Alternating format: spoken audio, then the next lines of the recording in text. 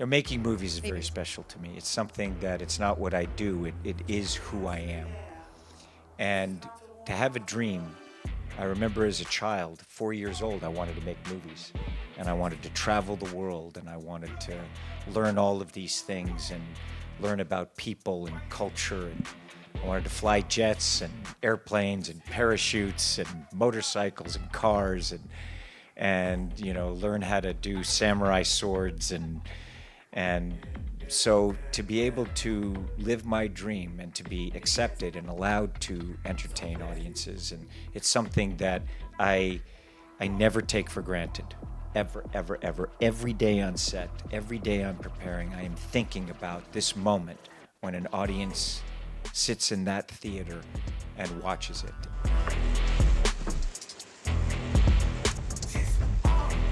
We talk about things and then we just start, I kind of work out what can I do, how do we do it, and then he and I are kind of working on the visual language, and he's seeing where the camera is and can we do this, and we just go back and forth on it because, look, movies, they're a living thing. You can be in a room and try to, particularly these kinds of films, try to draw a picture or a CGI of what things are. We don't do it that way. It's real, and you're dealing with physics. And so these kinds of things, we don't know what the shots are until... Well, we've tried to do it that Yes. way. We animate the sequence. We animated the submarine. We animated the aerial sequence. When you got on location and you hit physics head first, none of what you planned is actually achievable. It's not real. And so we would have to then very quickly rethink what we were doing. Tom is also my pilot. He flies me to work every day. I'm his driver, his pilot. How do you feel about flying together? Like, as a pilot, how is Tom Cruise compared to Ethan? Well, so when you see him fly on camera, it's a little nerve-wracking to then fly to work off camera. But he separates the two. He doesn't forget. I separate aerobatics. I warn you before I do it. Yes, I say, would you like a little aerobatics in the helicopter this there's morning? one time you did not warn me. Was that right? Yes, you got my attention.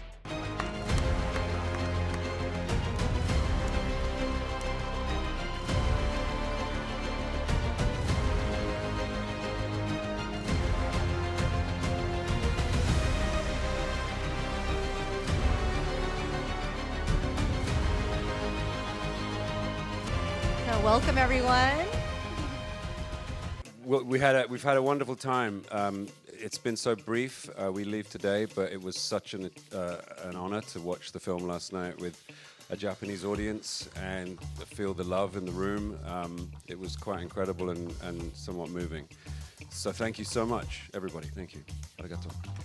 In the first one, she spends the entire movie trying to get out of a Mission Impossible movie and try to get away from everyone. She doesn't know who to trust. She's always been a lone wolf, independent, hyper-vigilant. I think that comes from a sense of real fear of belonging to a team. She's never had the opportunity to do that. And so it takes the whole movie for Tom to convince her. What I love about the emotion in the team dynamic is now that we're all working together, for Grace at least, it's an understanding that the cost of belonging means that she's now living with the fear of losing people that she loves. Again, a little bit like Hayley's character in the first movie, she was kind of like a lone wolf, and then she gets to share more scenes with the other characters. Could be very mysterious. So yeah, and you see a side of her that is more vulnerable in some ways. Yeah.